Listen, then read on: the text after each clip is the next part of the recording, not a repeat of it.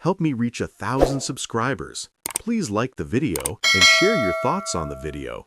Your feedback helps make the contents better. Now let's get to the story.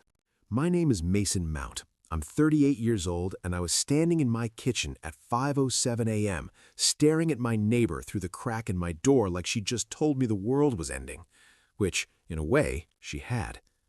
"Mason, please," Rebecca whispered, her hands shaking so badly she could barely hold her phone.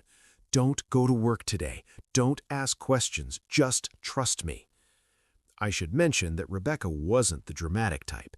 She was a retired nurse who spent most of her time gardening and yelling at teenagers to slow down on our street. Seeing her look this terrified was like watching a lion run from a house cat, fundamentally wrong. "Becca, what the hell?" "You'll understand by noon," she cut me off, her eyes darting to my house like she expected something to jump out at her. "I promise you'll understand, but right now you need to call in sick. Keep your kids home from school, and whatever you do, don't eat or drink anything your wife gives you this morning." Then she practically sprinted back to her house, leaving me standing there in my boxers and old college t-shirt, wondering if I'd just hallucinated the entire conversation. I'm a mechanical engineer at a manufacturing plant 40 minutes outside of Columbus, Ohio. I fix machines that make parts for other machines. Riveting stuff, I know. I've been married to my wife, Diane, for 9 years. We have 7-year-old twins, Emma and Ethan, who are equal parts adorable and exhausting. By all accounts, I had a normal, slightly boring life, the kind where your biggest concern is whether you remembered to pack your kids' lunch or if you left the garage door open again. Before we continue, I want to take a moment to thank you for being here. If this story resonates with you, please subscribe and ring that bell.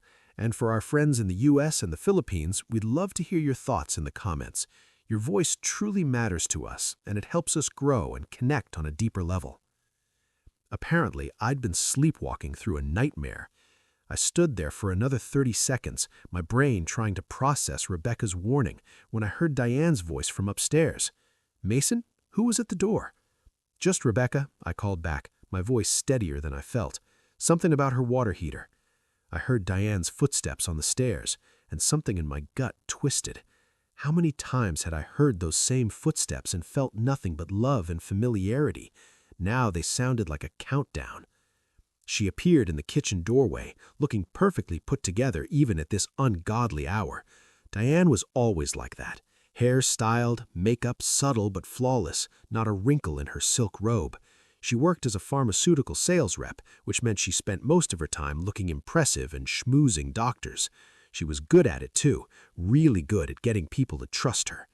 The irony wasn't lost on me now. "Water heater at 5 a.m.?" she asked, one perfectly shaped eyebrow raised.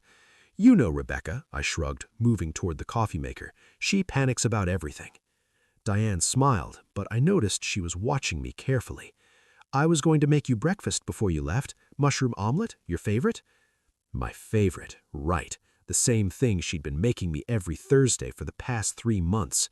I'd mentioned once that I felt tired all the time, kept getting these weird headaches. She'd been so concerned, so loving, made sure I ate well, pushed vitamins on me, scheduled doctor's appointments. "Actually, I'm not that hungry," I said, fighting to keep my voice casual. "Think I'll just grab something at work." Her smile tightened just a fraction. If I hadn't been looking for it, I would have missed it. "You need to eat, honey. You've been so worn down lately." "I'll be fine," I insisted, grabbing my travel mug. "Actually, I should get going early. Big project deadline." I wasn't going to work. I wasn't even going to leave the neighborhood, but I needed her to think I was following my normal routine while I figured out what the hell was happening. I went through the motions, showered, dressed, kissed Diane goodbye, and felt my skin crawl doing it, checked on the still sleeping twins, then drove around the block, parked 3 streets over behind a strip mall, and called my boss to tell him I had food poisoning. Then I called Rebecca. "Thank God," she breathed when she answered. "Are you safe? Are you away from the house?" "I'm parked at the Burger King on Morrison. Rebecca, what is going on?" "Your wife is trying to kill you, Mason." The words should have sounded insane. They should have made me hang up and question Rebecca's mental health. Instead, they settled into my chest like stones, heavy with a truth I'd been too blind to see. How do you know? Because I heard her, Rebecca said, her voice shaking. I heard her talking about it. I have cameras, front door, back door, side yard. Installed them after the break-ins last year, remember? Well, yesterday afternoon I was reviewing footage because someone knocked over my bird bath. I saw Diane in my backyard. She was on her phone, pacing, and must have thought she was far enough from your house that you wouldn't hear. She paused, and I heard her take a shaky breath.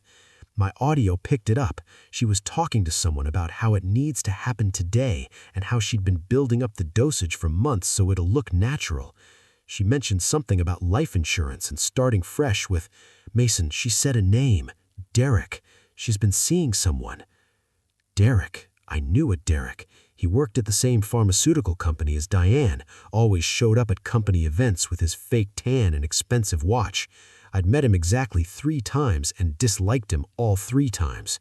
He had that kind of smile that never reached his eyes. She mentioned the twins, Rebecca continued, and now she was crying.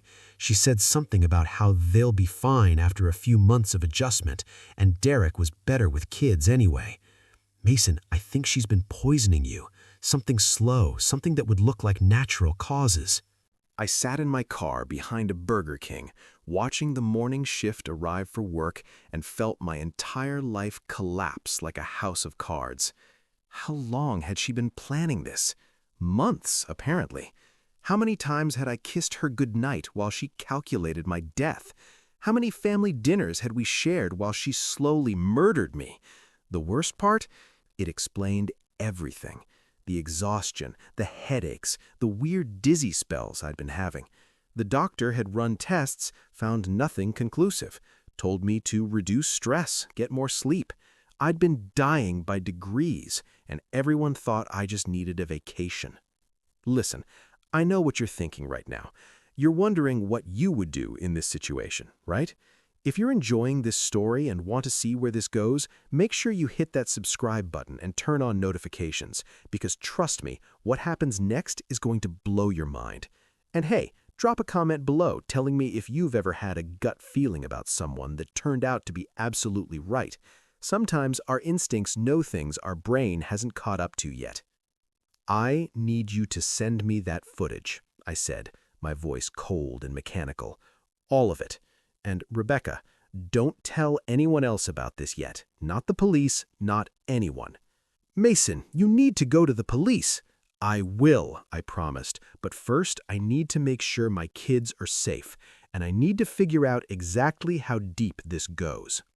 I hung up and sat there for a moment, watching ordinary people start their ordinary days. A mom with 2 kids getting breakfast, an old man getting coffee, people who probably weren't being murdered by their spouses. Then I called my brother. Jake lived 2 hours away in Cleveland, worked as a private investigator specializing in infidelity cases. He'd always joked that his job had made him cynical about marriage. Guess he was about to feel vindicated. Mason, it's not even 8 a.m. What? Diane is trying to kill me, I said flatly, and I need your help proving it. To his credit, Jake didn't laugh or question me. Maybe he heard something in my voice. Maybe he'd always suspected Diane wasn't as perfect as she seemed. I'm on my way. Don't go home. Don't confront her. Just stay put and stay safe. The next 4 hours were the longest of my life. I sat in that parking lot, watching Rebecca's security footage on my phone over and over. Diane's voice was crystal clear. The insurance pays out double for accidental death, but at this point, the doctors will think it's a heart condition or stroke. He's been sick enough that no one will question it. Derek's voice responded, tinny through her phone speaker. What about the kids? They're 7. They'll adapt. Kids are resilient. She said it so casually, like she was talking about changing their school schedule instead of erasing their father from existence. Jake arrived at 11:30 with 2 of his colleagues and enough recording equipment to outfit a surveillance van. He also brought something else, a detective friend from Columbus PD who owed him a favor. Detective Ramirez, the woman introduced herself, shaking my hand firmly. Jake filled me in on the drive over. I've already sent officers to watch your house. Plainclothes, your wife won't notice. And I need you to know, Mr. Mount, that what we're about to do needs to be done carefully.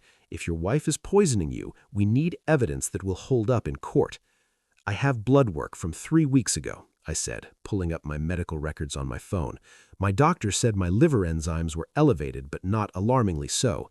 She ran tests for everything standard: hepatitis, alcohol damage, medication reactions. Found nothing. But she wasn't looking for poison, Detective Ramirez finished.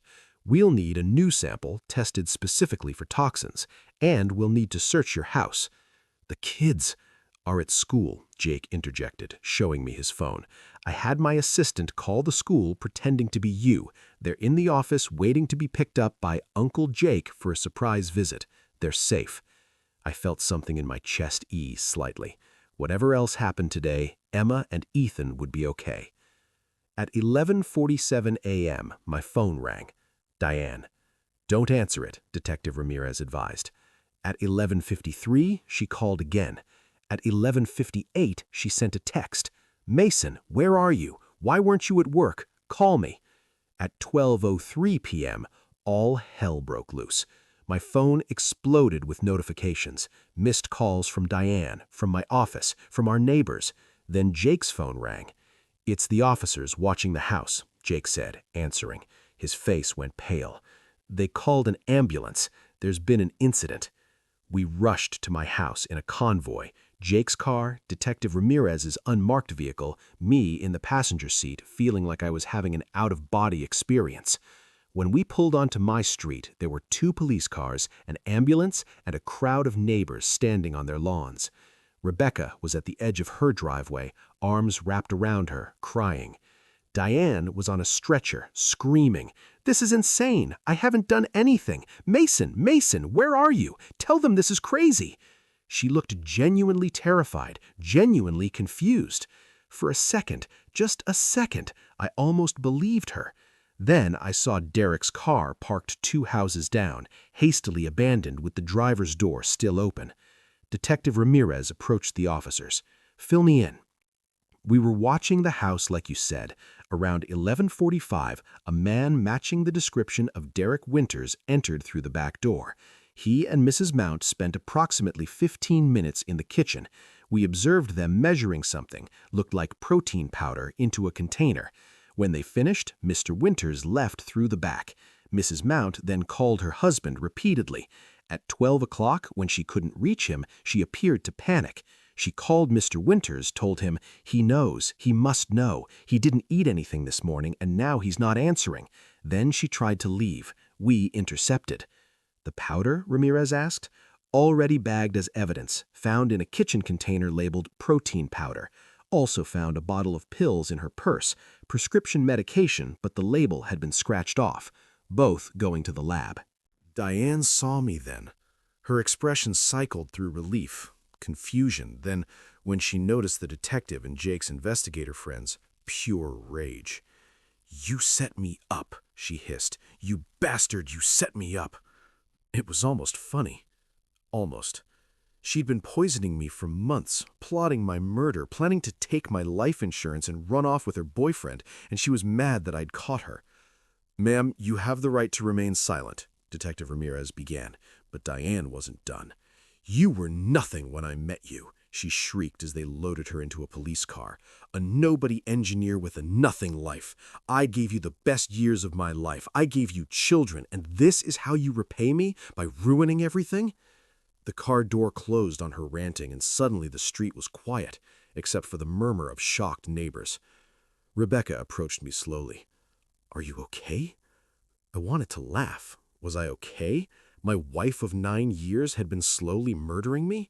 She'd planned to let my children watch me die, then replace me with her affair partner like I was a broken appliance. Was I okay? "Thank you," I said instead. "You saved my life." She squeezed my hand. "I should have come to you sooner. I sat on that footage for almost a whole day, convincing myself I was misunderstanding, that there had to be another explanation. I'm so sorry." "You came in time. That's what matters." Derek appeared at my elbow. "The kids are at my place with Sandra. I didn't tell them anything except that you and Diane had to handle some grown-up stuff. They think it's a fun surprise visit." How was I going to explain this to them? How do you tell 7-year-olds that their mother tried to kill their father? Before you keep watching, I need you to do something for me. If this story is keeping you on the edge of your seat, smash that like button and share this video with someone who loves a good revenge story, because what I did next, let's just say I made sure Diane's betrayal cost her everything she'd been planning to steal from me.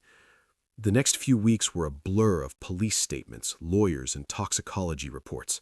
Turns out Diane had been using a combination of medications to slowly destroy my liver and heart. The doses were small enough to avoid immediate suspicion, but accumulated over time. Another month or two, and I probably would have had a fatal medical event that everyone would have chalked up to stress and bad luck. Derek cracked first. Faced with conspiracy to commit murder charges, he gave up everything in exchange for a plea deal. Turns out the affair had been going on for over a year. They'd met at a pharmaceutical conference, bonded over their mutual narcissism, and started planning my demise about 6 months in. Diane had taken out a $2 million life insurance policy on me 9 months ago. I'd signed the papers without thinking twice, because that's what you do when you trust your wife. The plan was simple. Kill me slowly enough that it looked natural, collect the insurance, sell the house, and move to Colorado with Derek and the twins. They'd even picked out a house, had a whole Pinterest board for their new life together. The irony? Diane's pharmaceutical knowledge was what doomed her. She'd been so clever about the poison cocktail, so careful about the dosing, that when the toxicology reports came back, there was no room for doubt. The prosecutors had expert witnesses lined up who could explain exactly what she'd done and how. Her trial was set for 4 months out. My lawyer assured me she was looking at 25 to life. But here's the thing about revenge. The legal system is satisfying, sure. Watching your would-be murderer get arrested is cathartic, but it's not enough. Not for what she tried to take from me. So I got creative. Diane's family was old money from Cincinnati, the kind of people who cared desperately for reputation and appearances. They'd always looked down on me, the middle-class engineer who wasn't quite enough for their daughter. Diane had married me partly to rebel, I think, and now she'd brought ultimate shame to the family name. I made sure every detail of the case got maximum publicity. I gave interviews. I let reporters photograph me looking appropriately devastated. I made sure everyone in Diane's social circle, her workplace, her country club, her yoga studio, knew exactly what she'd done. Her mother called me once, begging me to be more discreet. "Think of the children," she pleaded.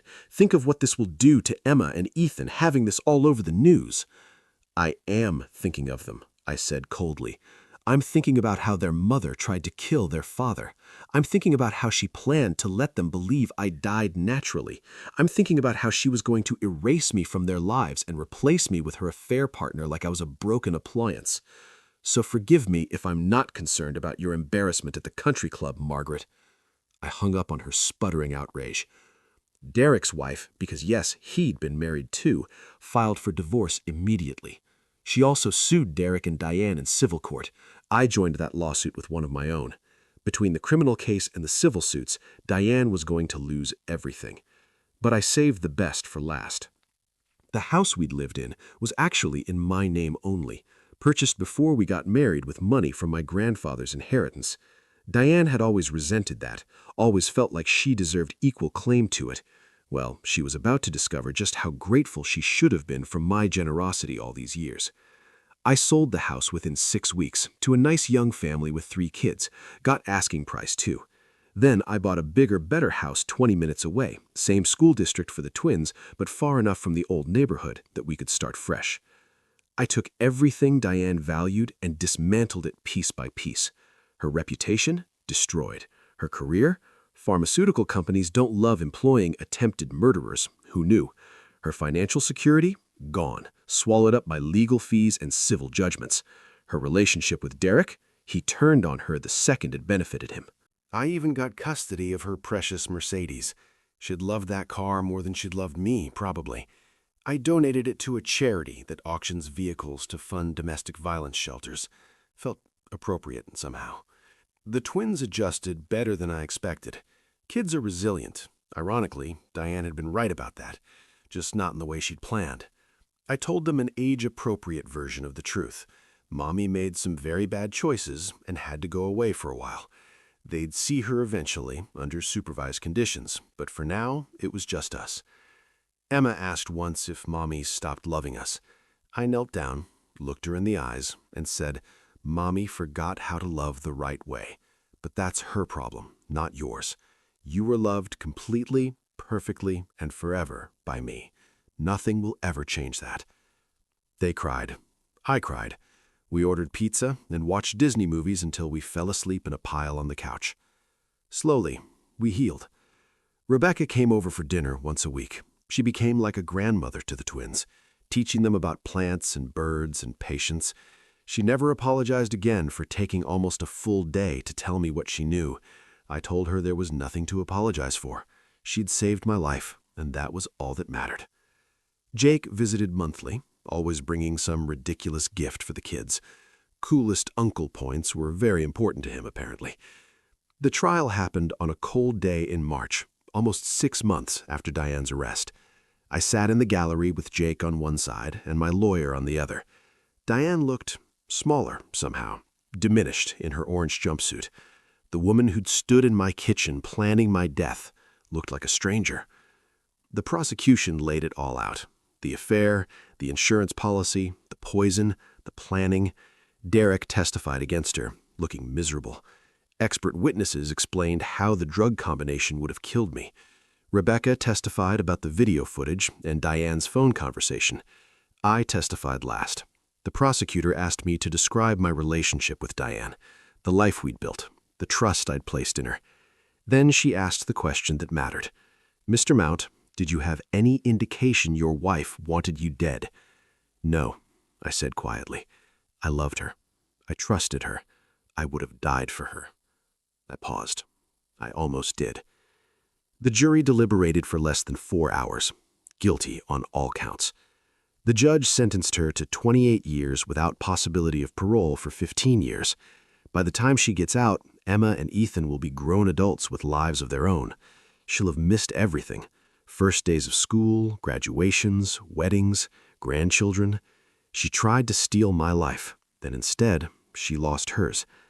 As they led her away, Diane looked at me one last time. I don't know what she expected to see. Grief? Regret? Maybe some lingering trace of the love we'd once shared? Instead, I smiled.